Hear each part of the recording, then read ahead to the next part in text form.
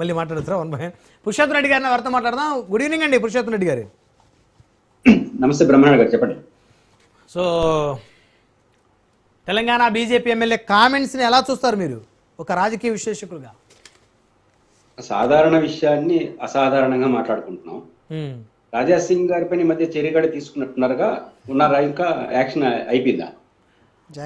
మళ్ళీ ఆయన return back వచ్చినట్టున్నారు. ఏముందని ఆయన బీజేపీ ఎమ్మెల్యే ఇప్పుడు, లేకపోతే మా పార్టీ మా నాయకులు అందరుగా ఆయన మాట్లాడేటప్పుడు నిన్న మాట్లాడే కాదు. పాయింట్ ఏంటంటే ఆయనతో కొన్ని ఆయనకి కొన్ని ఆయనతో కొన్ని ఆయనకి కొన్ని సమస్యలు ఉన్నాయి. ఎప్పుడు కూడా రాజకీయ పార్టీలో సమస్యలు ఉన్నప్పుడు వాళ్ళ సమస్యలు నేరుగా చెప్పరు, వెనక నేను చెప్తుంటారు. ఇప్పుడు చెప్పారు చూడు, జనసేనతో పెట్టుకుంటే పొత్తులో వస్తాము, ఎప్పుడు మాట్లాడాలి, ఇప్పుడు ఎందుకు మాట్లాడాడు? ఆయనకి ఏదో అసంతృప్తి ఉంది, డైరెక్ట్ గా చెప్తే బాగుండదు, ఇండైరెక్ట్ గా చెప్పినాడు. ఇప్పుడు జనసేన ఆడికి రావాలన్న వద్దు అని నిర్ణయించేది ఇద్దరు. ఒకటి నెంబర్ 1 బీజేపీ జాతీయ నాయకత్వం, వాళ్ళు అంగీకరిస్తేనే పవన్ కళ్యాణ్ గారు తెలంగాణలో రాజకీయంగా పోటీ అనేది ఉంటుంది.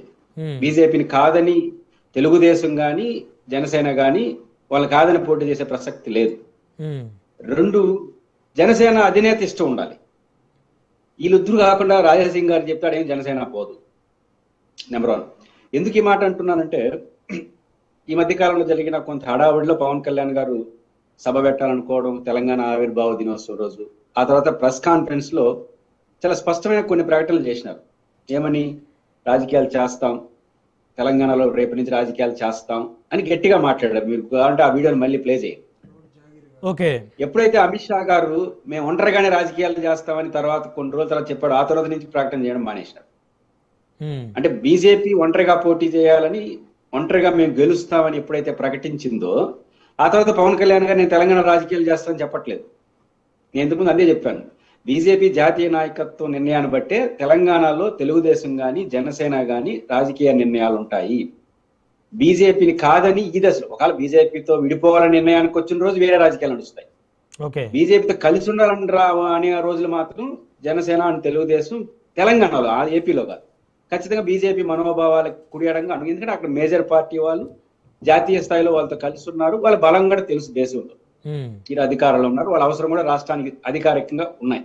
కాబట్టి బీజేపీ నిర్ణయాన్ని బట్టి ఉంటాయి. కాబట్టి తెలంగాణలో నేను అనుకుంటుంది రాజా సింగ్ గారు తనకున్న బాధలను, ఈది బాధలను రాజకీయ కోణంలో జనసేన వస్తే బాగుంటుంది, వాళ్ళు వస్తే బాగుంటుంది అనే చర్చ ఎందుకు పెడుతున్నారంటే, వెళ్ళగక్కుతున్నారా బయటికి?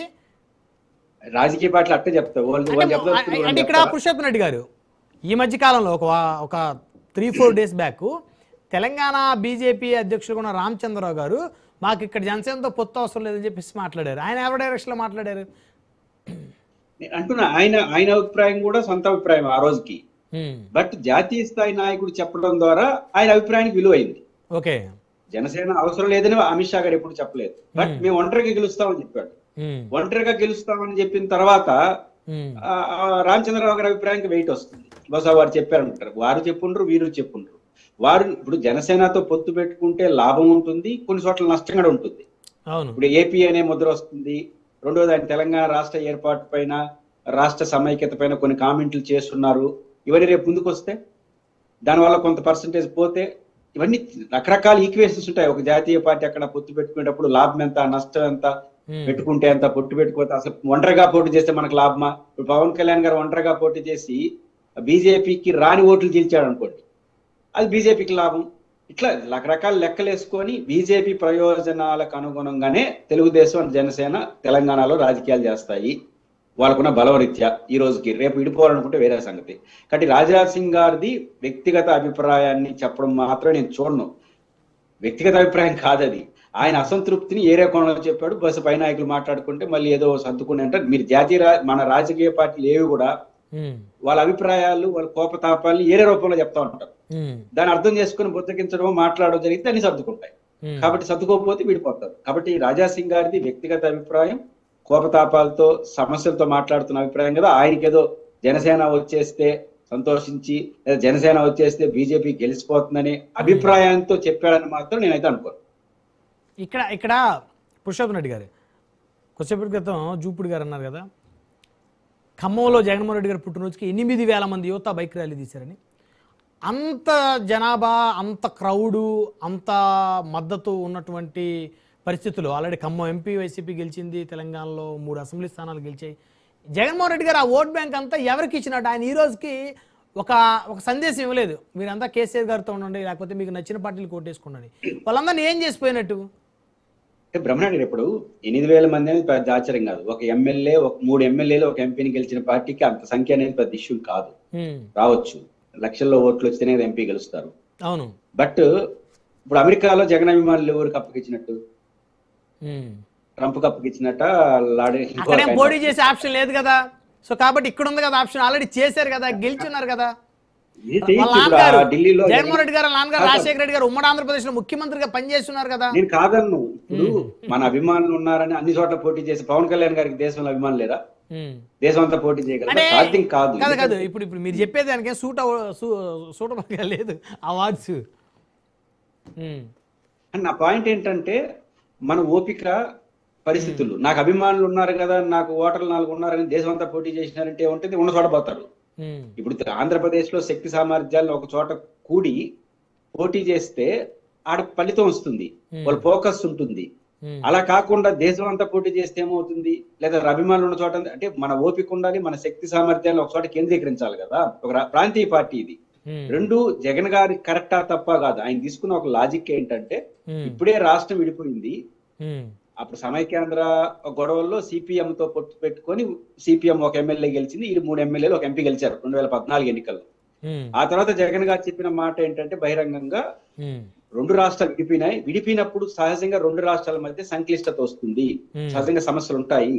ఈ టైంలో మేము ఒక ప్రాంతీయ పార్టీగా ఏపీకి స్టిక్ ఆన్ అయినప్పుడు 2 కళ్ళ సిద్ధాంతం ఇవన్నీ వస్తాయి కదా. ఇప్పుడు ఆ తెలంగాణ వాళ్ళు మనం తిడితే, మన వాళ్ళు తిడితే, చంద్రబాబు గారు వచ్చి 2 కళ్ళ సిద్ధాంతం చెప్తే ఇవన్నీ నడిచాయి సమైక్యాంధ్ర ఉద్యమంలో. కాబట్టి ఇట్లాంటివి నేను చేయదలుచుకోలేదు, ఒక 10 ఏళ్ళు 15 ఏళ్ళు పోతే అప్పుడున్న పరిస్థితులు ఆలోచిద్దాం అని అన్నాడు. నెంబర్ 1. నెంబర్ 2, ఎవరు కోటేస్తారు? జగన్ గారు చెప్పిన వాళ్ళకే ఓటేరు. జగన్ గారు చెప్పినప్పుడు ఒక యాంగిల్ ఉంది. బీఆర్ఎస్ కి మొన్న జరిగిన రేవంత్ రెడ్డి గారు ముఖ్యమంత్రి కాకముందు జరిగిన ఎన్నికల్లో బీఆర్ఎస్ కి ఎక్కువ మంది మొగ్గు చూపారు జగన్ గారి అభిమానులు. బట్ 24 మొన్న జరిగిన 23 ఎన్నికల్లో రేవంత్ రెడ్డి గారు ఏ పార్టీలో ఉన్నా కాంగ్రెస్ కి కాంగ్రెస్ రెడ్లు, దళితులు ఎక్కువ మంది ఉంటారు. సహజంగా వాళ్ళు కాంగ్రెస్ అంటే ఇష్టం. లాస్ట్ టైం బీఆర్ఎస్ కేసులు వచ్చి సార్ కాంగ్రెస్ గెలుస్తుంది కదా అని ఒక వాసన వచ్చేసరికి వీళ్ళందరూ టర్న్ అయిపోయారు. ఇప్పుడు జగన్ గారు చెప్పారా? జగన్ గారు ప్రేమించే వాళ్ళు చాలా మంది కాంగ్రెస్ కేసారు మొన్న ఎన్నికల్లో. అట్లాంటివి మల్టిపుల్ గా ఉంటాయి. ఇప్పుడు నా ప్రయోజనం, ఇప్పుడు ఆడ హైదరాబాద్ లో కూర్చొని జగన్ అంటే ఆయన ఇక్కడ రాజకీయాలు చేయకపోతే జగన్ ఆడ లోకల్ పరిస్థితులు చూసుకోవాలి కదా. వాళ్ళకున్న అభిమానాలు వాళ్ళకున్న ఉంటాయి కదా. కాబట్టి జగన్ గారు అప్పగిస్తేనే కాదు, కాకపోతే ఇప్పుడున్న పరిస్థితులు చూస్తా ఉంటే నాకున్న అసెస్మెంట్ ప్రకారం జగన్ గారు చెప్పినా చెప్పకపోయినా రేవంత్ రెడ్డి గారు చంద్రబాబు గారితో బాగున్నారు. కాబట్టి జగన్ అభిమానులు రేవంత్ రెడ్డి గారు వెనకాల వెళ్ళరు. బీజేపీ కూడా వాళ్ళతో ఉంది కాబట్టి వాళ్ళు ఉండరు. కాబట్టి జగన్ అభిమానులు ఈ రోజున్న పరిస్థితుల్లో తదుపరి ఎన్నికలు ఒక 6 నెలలకు 3 నెలలు అయితే బీఆర్ఎస్ వైపు ఎక్కువ మంది వెళ్తారు. అది క్లియర్ కనిపిస్తా ఉంది. ఎందుకు కనిపిస్తా ఉంది మీకు? మన కేసీఆర్ గారు కుమారుడు కేటీఆర్ గారు వివిధ సందర్భాలు చేసే మాటలు ఏమనిపిస్తున్నాయి? అవన్నీ లాజిక్లే కదా.